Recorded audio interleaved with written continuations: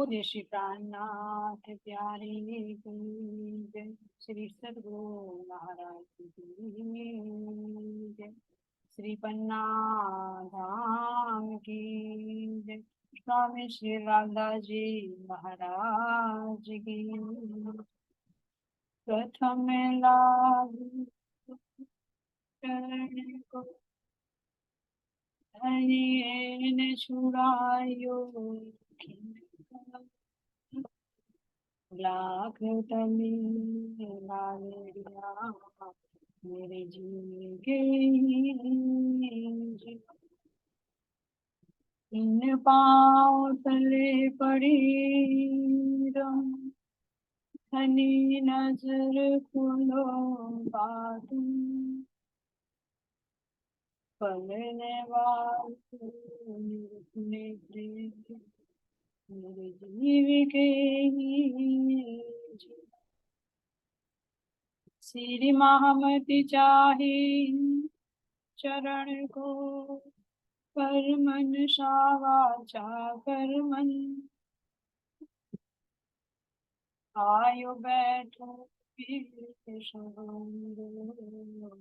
मेरे जीव के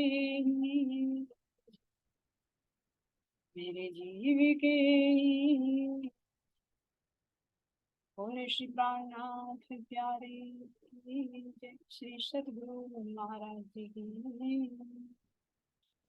प्राणाधार प्यारे सुंदर साथ जी आप सबके धाम हृदय में विराजमान प्राण प्रियतम प्राण बल्लभ के मोरी चरण कमल कोटि कोटि प्रेम प्रभु जी। तो चलते सुंदर साथ जी श्रीमद् भागवत की तरफ, भीतर की तरफ। तो इसमें क्या करें महाराज जी। तीन वास्ते इन आए से मैं करत उच्चार, मैं कहूँ कि आस ना करो मेरे चाहिए न कार व्यवहार। अब यहाँ पर क्या कह रहे हैं, कांजी भट्ट रोतागणों साहूकारों से कह रहे हैं कि मैं जो भागवत कथा करता हूँ, मैं किसी आशा से नहीं करता, किसी स्वार्थ के वशीभूत होकर नहीं करता, मैं प्रेम के वशीभूत होकर अपने आत्मा के कल्याण के लिए कथा करता हूँ। इससे मेरा कोई मुझे ये नहीं कि इससे मेरी रोजी रोटी चले, मेरा व्यापार चले।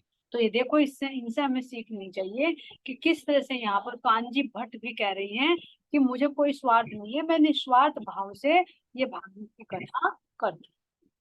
और आज हम क्या करते हैं कि बिना स्वार्थ के, तो अधिकतर देखा है, अब तो बहुत होने लगे, चर्चनी के लिए भी पैसे ले लें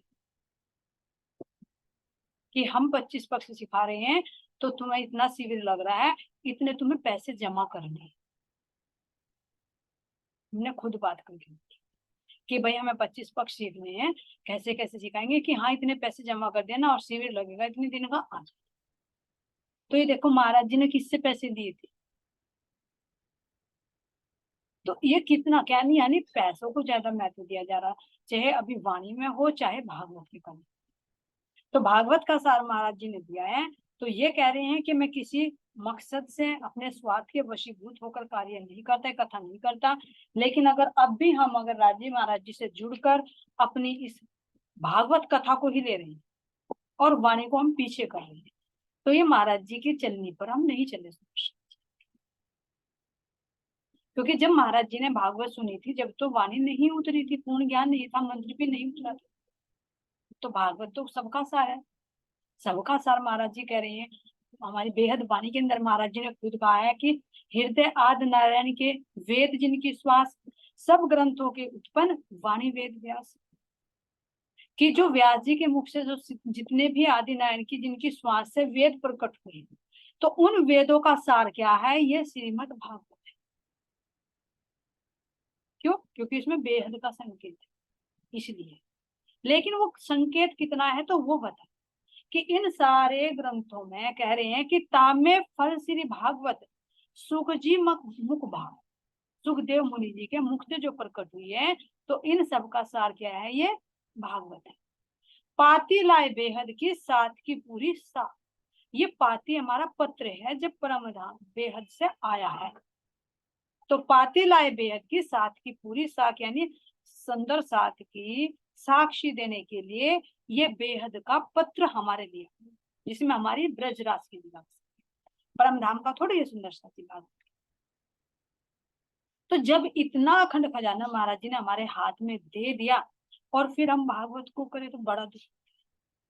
देखा है भागवत की तो सारी किस्से कहानियां, लक्ष्मी जी का, विष्णु जी का, लक्ष्मी जी का विवाह बड़े उत्साह से चलता है, बहुत दहेज दान दहेज दिया जाता है, और वाणी को एक कोर्नर में रख दिया जाता है, उसका पाठ चुपचाप चले। जिस चीज को उजागर करना, जो ज्ञान अब तक नहीं था इस संसार में, वो ज्ञान अब आया है, उसको तो तुम एक कॉर्नर में रख रहे हो, और जिसको सब परभाई लोग भी सब जानते हैं, उसको तुम जोर शोर से करो। और मंत्र में कह रही है, ये सतवाणी मत के लिंग जो इन पुरुषार हिंसार में कैसे सुबह सो मैं निर्णय करूं निर्धार, हे सुखदेव ब्रह्म सृष्टि को तो मैं, और सुख कहेगा दे रहे हो किससे का। तो ये हमें विचार करना चाहिए कि अब हमें क्या लेना क्या नहीं। और यो भी निस्वार्थ नहीं, स्वार्थ के वशीभूत। उसका कारण क्या है, अगर पूछे भी किसी से तो क्या कहते हैं, भाई वाणी पर तो इतना श्रोता नहीं आते, वाणी पर कोई यजमान भी नहीं बनता, वाणी पर श्रोता नहीं आते तो इतना चढ़ावा भी नहीं चढ़ता, और भागवत को सब जानते हैं तो सब चढ़ावा चढ़ा। हमारा मकसद तो जाग नहीं, हमारा मकसद तो हमने जमीन दे रखी है ना, वहां पे मंदिर बनना है, उस मंदिर को पूरा कर। तब ये तो देखो इतना अपना कीमती समय, जिसकी एक सांस इतनी कीमती है ना, ये हमें परम धाम का अखंड सुख, उसकी अनुभूति यहाँ पर करनी है, जो सुख हमें परम धाम में नहीं मिले थे, उन सुखों का हमें यहाँ पर अनुभव लेना है, उस ज्ञान को हमें यहाँ पर फैलाना है जो महाराज जी से ने दिया है। हम इतना कीमती समय किसके लिए, पैसा बटोरने के लिए, और वो पैसा भी कहाँ जाएगा सुनने साथ ही, विवेक करना चाहिए, जिसमें हमारी ये श्वास जा रही है, इतनी कीमती श्वास है। पैसा इकट्ठा किया, पैसा इकट्ठा करके मंदिर बना लिया, मंदिर तो एक दिन गिर जाएगा। क्या कोई यहाँ पे चीज अखंड हुई है, मंदिर कितने दिन रहेगा, मंदिर में तुमने पैसे लगा, ठीक है ठिकाना होना चाहिए, लेकिन ये थोड़े कहते कि सारी ही कमाई जो तरीका नहीं उससे भी तुम लगा लगा के मंदिर में बताओ। जब जागनी करेंगे तो मंदिर तो अपने आप बन जाए। पन्ना जी में महाराज जी ने कहा कि छत्रसाल जी अपने आप नहीं बनवा दी, और तो और सोने का बनवाना चाह रहे थे लच्छीदास जी, तो महाराज जी ने खुद मना कर कि ये सोने का नहीं बनेगा, तो क्या मैं तो ये जितने भी ईंट थे सोने की बना देते, लेकिन महाराज जी ने क्या कर दिया, सुंदर साथ मना कर दिया ना, कि नहीं, आने वाला समय ऐसा होगा कि यहाँ के जो आएंगे ना, उनका ध्यान उन ईंटों पर रहेगा कि कैसे थोड़े से तो खुर्ज में कम से कम मेरे कानों की बाली बन जाएगी, मेरी नकली बन जाएगी, थोड़ा सा तो ले लो। तो वहां जाप नहीं करने का, कोई खुरच खुरच के ना सारी ईंटें ले जाएगा निकाल कर। तो इसलिए महाराज जी ने मना कर दिया। लेकिन सुंदर साथ जी विचार करें, कहना नहीं चाहिए हमारा तीर्थ है, हमारा धाम है, ऐसी दिव्य पवित्र भूमि है, लेकिन आज महाराज जी की आज्ञा का पालन नहीं हो। क्यों नहीं हो रहा, क्योंकि जब महाराज जी तो वहां पूरा मंदिर खड़ा कर सकते थे, आज तो हम कलशों पर, गुम्मटों पर, ही सिंहासन पर ही परत चढ़वा रहे हैं सोने की। तो क्या ये महाराज जी के अनुकूल है, बड़े बड़े संत है, कहना नहीं चाहिए, माफी मांगूंगी, लेकिन फिर भी जो दिल में आया है देख, जब महाराज जी ने परमिशन नहीं दी थी तो फिर क्या हमें वो करना उचित है, नहीं तो कि महाराज जी तो पूरा मंदिर खड़ा करवा देते सुन। वो लच्छीदास जी का जो कड़ा लगवा रखा, उन्हीं की तो याद में रखा। तो जब वे तैयार नहीं हुए थे तो फिर क्या हमें ऐसा करना चाहिए क्या, अपने आप से विचार। मेरी आत्मा तो नहीं गवाई, लेकिन अच्छा है सुंदर साध ने कैसे भी इकट्ठा किया पैसा, और सुंदर था, बढ़ाई सुंदर, लेकिन ये महाराज जी के अनुकूल नहीं लग रहा है। ये मेरे विचार है सुंदर साध जी, अगर किसी को बुरा लग रहा हो तो उसके लिए माफी मांगो, लेकिन जो दिल के विचार है वो मैंने अपने प्रकट। तो यहाँ पर महाराज जी ने खुद कहा है कि तुम इकट्ठा कर करके लौकिक में ही सारा पैसा लगा रहे हो, अपने समय को लगा रहे हो, तो इतना समय तो हमें अपनी वाणी में देना चाहिए, जो आज हमारे पास ये फल है।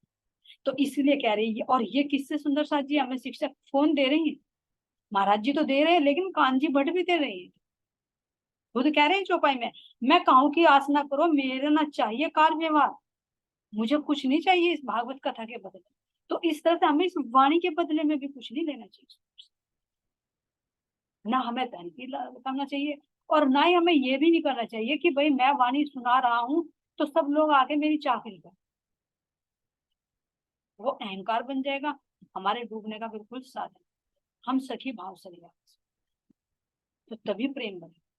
तो इस तरह से सुंदर साथ जी यहाँ पर क्या कह रहे हैं, अब तब सब ही मांगे मोंगे रहे, बोलत ना ही कोई, कथा सुन घरों पीछे फिरे, रोष जो मन में हुए। अब जब उन्होंने कह दिया कि भाई मुझे किसी से कोई उम्मीद नहीं है, कोई लालच के वशीभूत होकर मैं कथा नहीं करता, तो इस बात को सुनकर जो साहूकार थे कुछ बोल तो नहीं सके, लेकिन अंदर क्या था, वो बम बना, वो कभी ना कभी तो फूटेगा।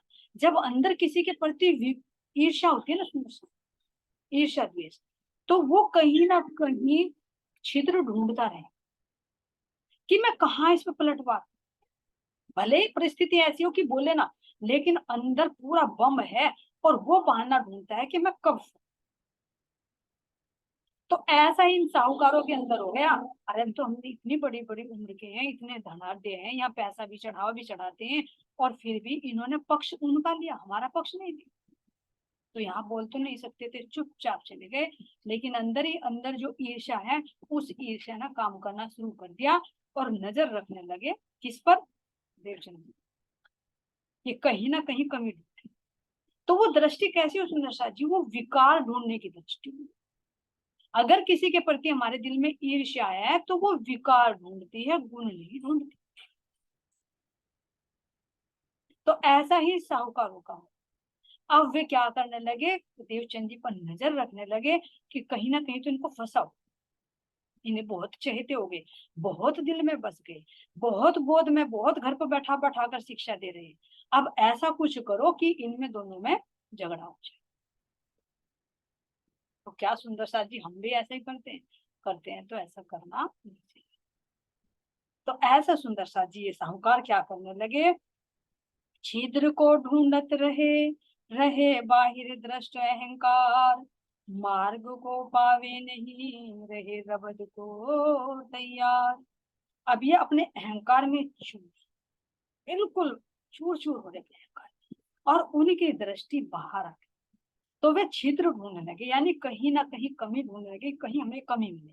तो जो उनके अंदर गुण थे, जो हरि वो कांची भट्ट सुनाते थे, उस चर्चा को नहीं सुनते थे,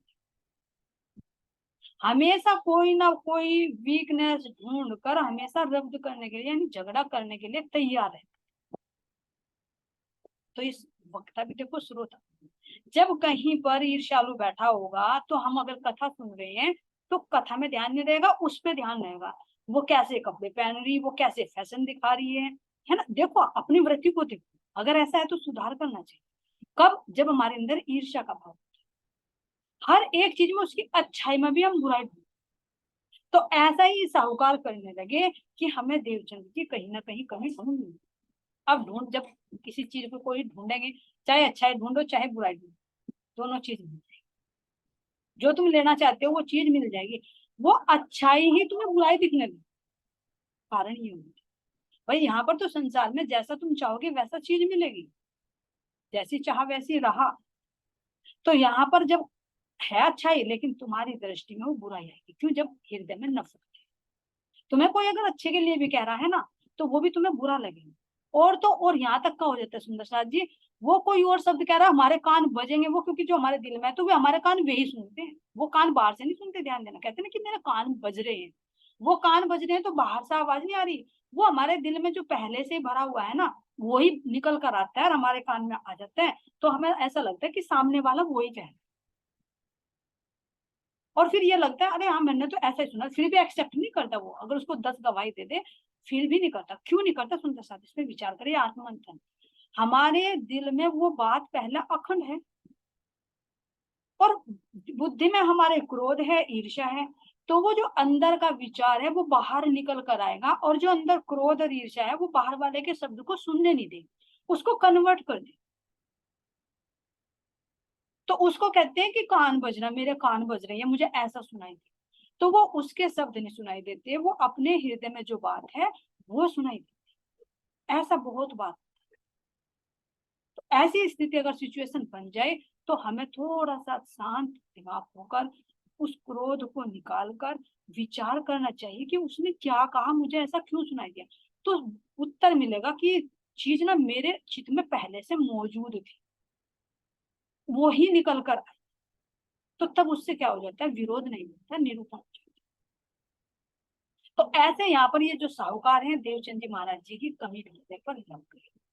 अब चलो कमी ढूंढेंगे तो वो कमी भी उनके लिए फिर जब गुण बन गए, तो कमी क्या ढूंढी कि उन्होंने देखा भाई कथा तो चलती है नित्य प्रति, लेकिन द्वादशी में तो कथा नहीं करते थे क्योंकि वेद व्यास जी ने उस दिन शरीर छोड़ दिया था।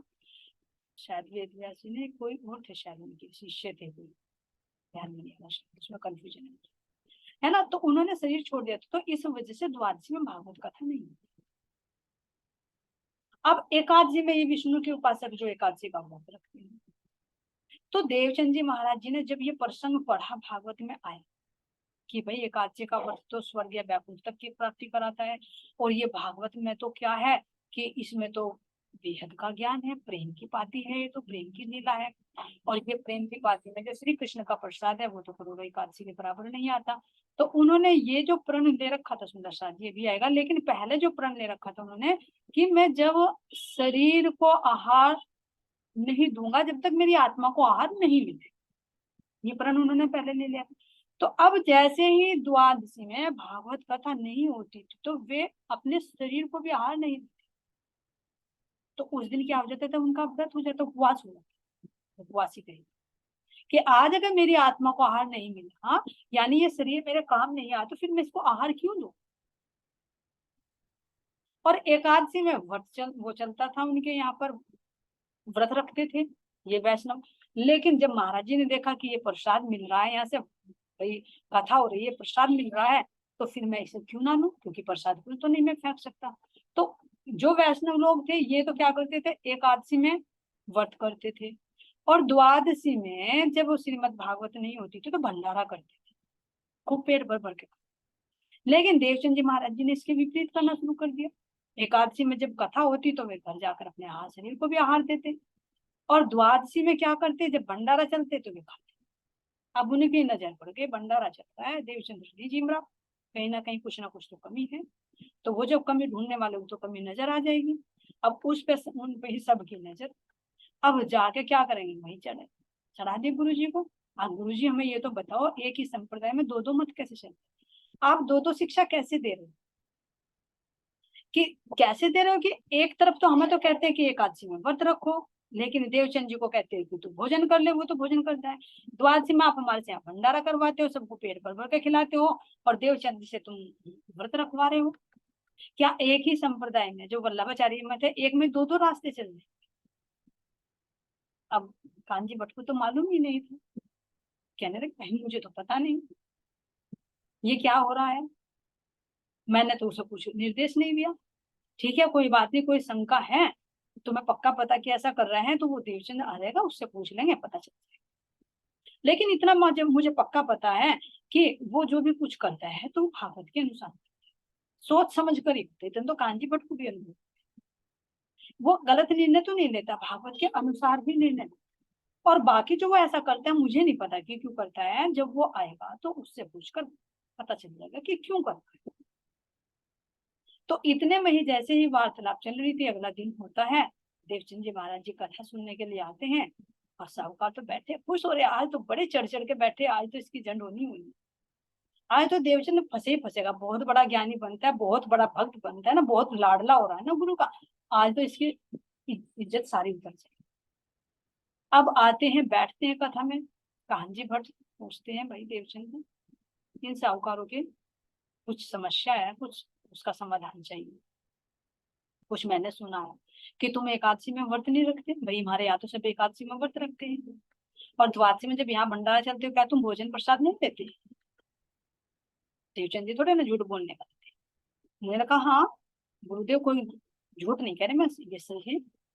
उन्होंने पूछा भाई ऐसा क्यों कर रहे हो, तो वे बताते हैं गुरुजी मैंने ये निर्णय ले रखा था, जब मैंने भागवत सुनी थी उसका तीसरा स्कंद में आया था प्रसंग कि शरीर मिटने वाला है और आत्मा सत्य है, तो पहला आहार आत्मा का देना चाहिए, शरीर को देना चाहिए। भाई आत्मा को देना चाहिए, उठ के तो पहले अपने परमात्मा को, अपने राज्य महाराज जी की सेवा पूजा जितनी क्यों करते हैं करनी चाहिए, जो भी जिसका इष्ट है। तो फिर मैंने ये निर्णय लिया था कि जब तक मैं शरीर को आत्मा को आहार नहीं दूंगा तो मैं शरीर को आहार नहीं दूंगा, और यही मेरा निर्णय चल रहा है। तो अब आप ये बताइए, जब एकादशी में आप कथा करते हो तो प्रसाद बढ़ता है, तो उस प्रसाद को तो मैं ले लेता हूँ।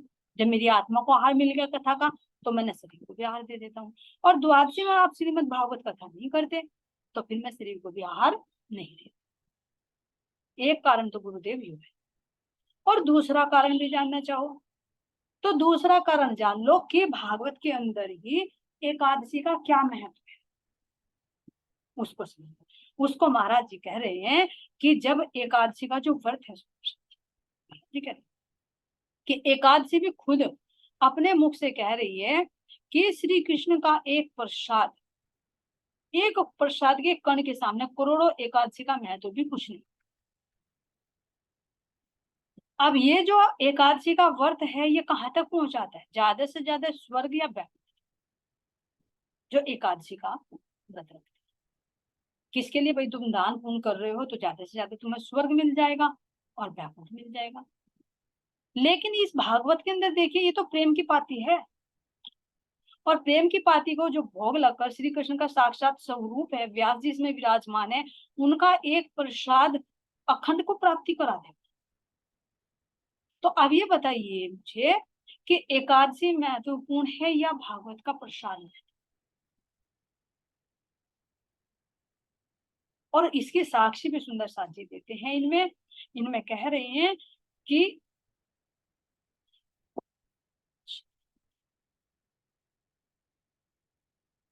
और एकादशी को लेत प्रसाद, ताको भेद इतना जानत, कोट एकादशी एक शीत के तुल्य ना आवत। अब कह रहे हैं कि एकादशी की यहाँ चर्चा होती है, इसलिए क्या कह रहे हैं, मैं उस दिन भोजन ग्रहण करता हूँ। और इसी के साक्षी कह रहे हैं कि कोट एकादशी एक शीत तुल्य ना आव, यानी श्री कृष्ण जी को भोग लगा हुआ एक प्रसाद का एक कण, उसके सामने करोड़ों एकादशी भी फीकी है, उसका महत्व नहीं। तो अब ये बताइए कि जब मेरे सामने ये भागवत कथा है, इसका मैं आहार ले रहा हूँ, उसका मैं प्रसाद ले रहा हूँ, और एकादशी कहाँ तक पहुंचा रही है? स्वर्ग या वैकुंठ तक। तो इतना मूर्ख कौन होगा कि बेहद के अखंड रस को छोड़कर यहाँ स्वर्ग या वैकुंठ की कामना करे? तो यहाँ पर सुंदर साथ जी साक्षी भी दी गई है कि नारद पंचरात्र में है जो पर ब्रह्म के प्रसाद की जो महिमा एकादशी ने खुद अपने मुख से ही वर्णन किया। जैसे हमारे ये दुर्गा सप्तशती होती है, तो इसी तरह से यहाँ पर एकादशी ने खुद श्री कृष्ण के प्रसाद की महिमा बताई। जैसे देवी भागवत में देवी ने भी महिमा गाई है। हम ये कह देते हैं ना कि भाई मैं देवी की पूजा करती थी और श्री कृष्ण जी की पूजा करने लगी तो देवी मैया रुष्ट हो गई। नहीं, देवी माता भी खुद कहती है कि जिस पर मैं कृपया करती हूँ उसको तो मैं बेहद में पूरा पहुंचा देती हूँ, श्री कृष्ण की भक्ति प्रदान कर देती हूँ। लेकिन जिसपे मेरी कृपा नहीं होती ना, उसको धन में, पुत्र के, घर बार के मोह में, माया में फंसा देती। तो माया रुष्ट नहीं होती, श्री कृष्ण के भक्त को तो वो भी रास्ता दे देती, क्योंकि उनकी माया है बेहद में श्री कृष्ण का। तो भला वो रुकावट कैसे लगे? तो यहाँ पर पंचरात्र में कह रहे हैं कि मेरे व्रत करने वाला भी कालांतर में परमात्मा के प्रसाद के प्रताप से ही परम पद को प्राप्त हो सकता है। एकादशी कह रही मेरा व्रत करने वाला भी कालांतर में परमात्मा के प्रसाद के प्रताप से ही परम पद को प्राप्त हो सकते हैं, अन्य किसी प्रकार से। तो इसमें सुंदर साथ जी स्वयं कह रही हैं वो कि सभी व्रत, तीर्थ, यम, नियम, यज्ञ, दान, दक्षिणा आदि जो भी पुण्य कर्म है, वे भी अच्युत श्री कृष्ण जी के प्रसाद के समान नहीं है। ये खुद एकादशी कह रहे, हम नहीं कह रहे सुंदर साथ जी। जिस दिन भी परमात्मा का भोग लगाया गया, भोज्य पदार्थ ग्रहण नहीं किया जाता, उस दिन को निष्फल समझो। तो यानी द्वादशी को भोग लगा प्रसाद नहीं मिलता तो वो दिन तो निष्फल रहा। तो जब मेरे आहार नहीं मिला, प्रसाद नहीं मिला, तो मैं शरीर को भी भोग क्यों दूं? ब्राह्मणों को तो विशेष रूप से समझना चाहिए। जो मनुष्य प्रतिदिन परमात्मा को निवेदित किए हुए अन्न का भोजन ग्रहण करते हैं, उनको देखकर मैं एकादशी भी प्रसन्न हो जाती। ये एकादशी खुद कह रही है पंचरात्र में। तो ये भागवत में भी संकेत मिलता है तो ऐसे देवचंद जी महाराज जी खुद ये साक्ष्य दे रहे कि कहाँ एकादशी और कहाँ श्री कृष्ण का ये प्रश्न। तो तब क्या कहते हैं उनको, श्री पार ब्रह्म लीला रस का यह जो ग्रंथ श्री भागवत, तिनको सुन के स्वर्ग का ये सब साधन करत, ये सब साधन करत। अब देखिए कितना विवेक है सतगुरु के। कह रहे हैं तुम श्रीमद् भागवत सुन रहे हो, ये बेहद की वाणी है जो सुखदेव मुनि जी द्वारा लाई गई है, इसमें प्रेम रस की लीला श्री कृष्ण जी की लीला। कौन सी लीला सुंदर सा जी, ये हम ब्रह्म आत्माओं की लीला है, प्रेम रस। अगर इसके सार तत्व को पकड़ोगे जो 5 अध्याय रास के हैं तो बेहद में पहुंचेंगे, क्योंकि सुखदेव मुनि जी बेहद के हैं, पंचवासनाओं में आते हैं, सुखदेव, सनकादिक, कबीर, महादेव, विष्णु। तो ये इससे तो तुम बेहद में मुक्ति पा सकते हो। लेकिन ऐसी भागवत को सुनने के बावजूद भी तुम एकादशी करके स्वर्ग को प्राप्त करना चाहते, कह रहे सतगुरु जी, तिनको सुन के स्वर्ग का ये सब साधन कर। ऐसी वाणी को सुनकर तुम स्वर्ग का साधन कर रहे हो। अब स्वर्ग कहाँ पर सुंदर, मृत्यु लोक, गुरु लोक और स्वर्ग लोक। तीसरा है, इससे ऊपर ज्यादा उठेंगे क्योंकि नवदा भक्ति है। नवदा भक्ति सुंदर साथ जी, नवदा भक्ति के साथ में तप, ज्ञान, प्रेम और चाहिए। भक्ति, तप, ज्ञान और प्रेम, इन 4 चीजों से 4 तरह की मुक्ति मिलती है। तो ज्यादा से ज्यादा कौन से, सतलोक को प्राप्त कर दें, वैकुंठ को। इससे भी ज्यादा उठेंगे तो आदिनारायण के अंदर जो आदिनारायण का महाकरण है वहां तक। तो ये कह रहे हैं कि ये सब जितने भी तुम एकादशी का साधन कर रहे हो ये हद भूमि तक का ही है। तो तुम्हारे पास में ऐसी श्रीमद् भागवत है जो तुम्हें बेहद में पहुंचा सकती है, अगर तुम इसके सार को ग्रहण करो। बाहर के कर्मकांड से नहीं सुना, इसके सार को ग्रहण करोगे तो तुम्हें ये बेहद का संकेत देगा। और ऐसे ग्रंथ को पकड़कर तुम फिर एकादशी की व्रत की कामना कर रहे हो तो क्या कहे तुम्हें। तो ऐसा ही तो सुंदर साथ हम भी कर रहे हैं। इस वाणी को लेकर जो वाणी हमारे जीव को सत्संग की बहिष्ठ तक पहुंचा सकती,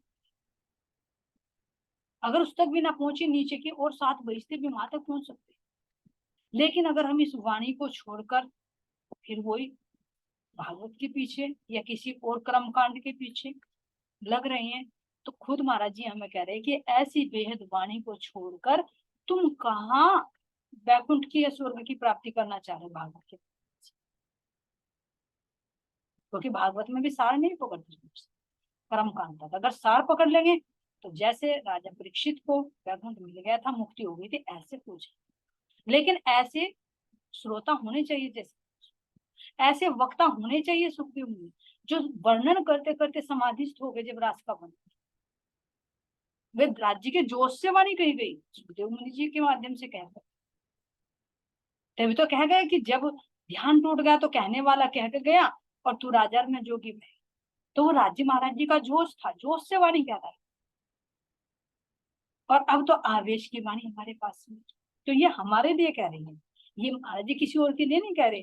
तिनको सुन के स्वर्ग का ये सब साधन करत, ऐसी दिव्य वाणी को सुनकर अगर फिर तुम स्वर्ग की कामना कर रहे हो तो क्या कहा जाए तुम्हें। तो ऐसा महाराज जी कह रहे हैं। तो यहाँ पर सुंदर साथ जी व्रत का भी खुलासा किया गया है कि व्रत क्या होता है। व्रत का मतलब होता है कोई नियम नहीं, और अगर हम निराहार रहते हैं मतलब भोजन नहीं करते तो उसको उपवास कहते हैं। तो एकादशी का व्रत भी क्या है सुंदर साथ, बात नहीं में जाएंगे। अगर हमने मतलब भोजन नहीं किया लेकिन फिर हमारे अंदर के विकार जो तो चल रही है, मन में सांसारिक कामनाएं चल रही हैं, दूसरे के प्रति ईर्ष्या द्वेष निंदा नाम हो रहे, तो क्या वो कोई व्रत थोड़ी। व्रत का मतलब होता है कोई हमें नियम दे। तो अगर हम ये नियम ले ले एकादशी क्या होगी, हमारी 10 इंद्रियां होगी एक में। सबसे ज्यादा विकार ये करते हैं, सबसे ज्यादा आहार ये करते हैं।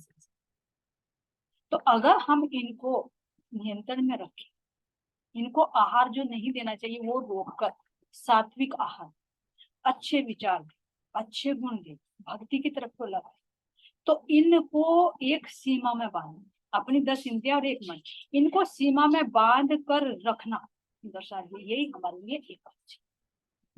और यही एकादशी फिर बैकुंठ की प्राप्ति करती है। ये नहीं कि हमने खाली पेट रह लिए, खूब दान पुण्य कर लिया और अंदर में हमें कुछ नहीं। ऐसे ही पूछे तो जागृति ज्ञान के बिना बैकुंठ भी प्राप्त नहीं हुआ। भागवत में कोई ऐसा नहीं, बहुत सार है, लेकिन सार ग्रहण करने वाला चाहिए, लेकिन वो सार तो कहीं है ही नहीं। अब ये देखिए, जो भागवत कह लगा सुंदर सा जी, ये तो बेहद की पाती है, तो बेहद के साथ ही तो खोल सकते हैं, बताइए फिर ही। जब ब्रह्म आत्माओं ने नहीं खोल पाई बिना राज्य के जोश के, तो यहाँ के जीव कैसे खोल देंगे? तो उनका दोष नहीं, क्योंकि उनके पास सौपन की बुद्धि है, तो सौपन की बुद्धि से बेहद की पाती कैसे खुले? तो ये गूढ़ रहस्य भी धनी देवचंद जी के माध्यम से खुल रही है। तो अगर इन रहस्यों को पकड़ ले तो उद्धार हो जाए, लेकिन ये पकड़ाएगा कौन? बिना तारतम के पकड़ाएंगे नहीं। और सौपन के जीव तो फिर क्या करते हैं? इसको व्यापार, जैसे आज हमारी वाणी का भी व्यापार सच भागवत का ही नहीं, वाणी का भी व्यापार।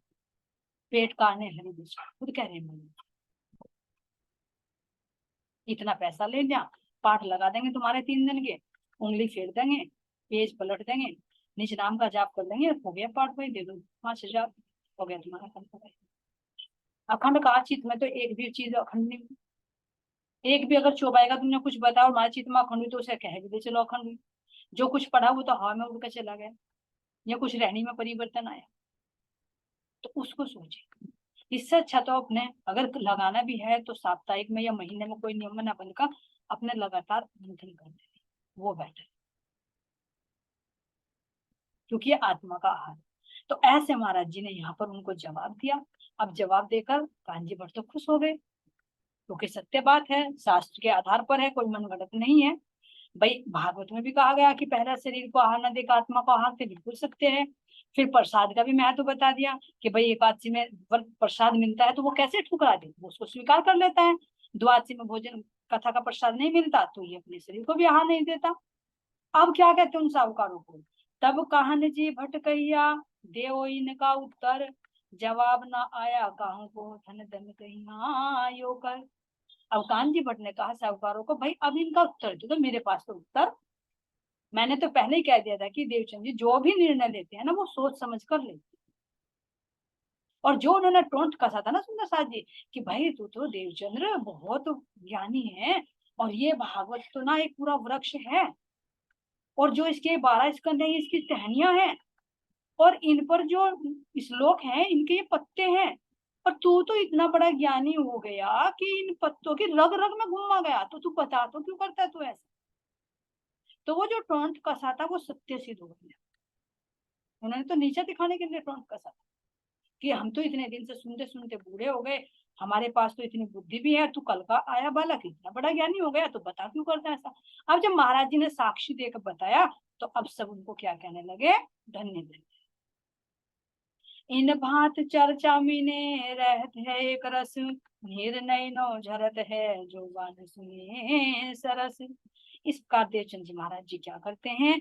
एक रस होकर चर्चा को सुनते, एक रस। और जब भी ब्रज रास की लीला सुनते हैं सुंदर साथ आंखों में आंसू दिखते। क्यों? क्योंकि वो अपनी लीला है, वो अपना अनुभव है। बहुत से सुंदर साथ कहते हैं कि भाई हम जब शेरपुर जाते हैं या पन्ना जी में जाते हैं तो हमारा दिल भरकर आता है, आंखों में अपने आप ही आंसू। क्यों? क्योंकि वो संबंध है, जैसे अपने से अपना मिलता है तो प्रेम के आंसू। तो ऐसे देवचंद जी कह रहे हैं, नीर नयनो झरत है जो वाणी सुने सरस, यो 14 वर्ष निष्ठा बंद वचन गढ़े सब सार, या उपरांत कृपया भई ताको कहो विचार। इस तरह से सतगुरु देवचंद जी महाराज जी 14 वर्ष तक लगातार श्रीमद् भागवत कथा का श्रवण करते हैं, और उनके श्रवण ही नहीं करते सुंदर साथ जी, मंथन करके उसका सार निकालते और उस सार को ग्रहण करते। ये नहीं कि सुना और छोड़।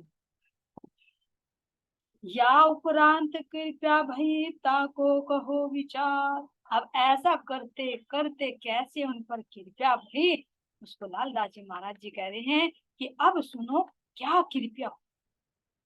अब 14 वर्ष की जो लगन थी, सुनने की तपस्या थी, अब उसका फल मिलने की। श्री महामति कहे साथ जी, ये नौतनपुरी की हकीकत, और भी आगे की कहो भी जो बीत बीत। अब श्री महामती जी स्वामी लालदास जी महाराज जी कह रहे हैं कि हे सुंदर साथ जी, ये मैंने नौतनपुरी में घटित होने वाली सत्य घटना का वर्णन किया। अब आगे जो बीतेगी, अब आगे कैसे श्रीमद् भागवत कथा को सुनते सुनते कैसे दर्शन होंगे, कैसे अपनी पहचान होगी कि मेरा नाम सुंदर बाई है, कौन मेरे धामधनी है, उनका वर्णन कह रहे हैं लालदास जी महाराज जी। उसका वर्णन आगे करेंगे कि कौन कौन सी घटना हुई। तो आगे चलेगा हमारा भागवत श्रवण एवं दर्शन। यहाँ पर सुंदर साथ जी प्रकरण 5 पूरा हुआ, चौपाई हुई 288। श्री महामति कहे साथ जी, ए नौतनपुरी की हकीकत, और भी आगे की कहो भी जो भी तकीत, भी जो भी तक। बोले श्री प्राणनाथ प्यारे की जय, श्री सदगुरु महाराज की जय, स्वामी श्री लालदास जी महाराज की जय, महाराजा छत्रसाल जी की प्रणाम जी। सभी सुंदर साथ के चरणों में कोटि कोटि प्रेम कर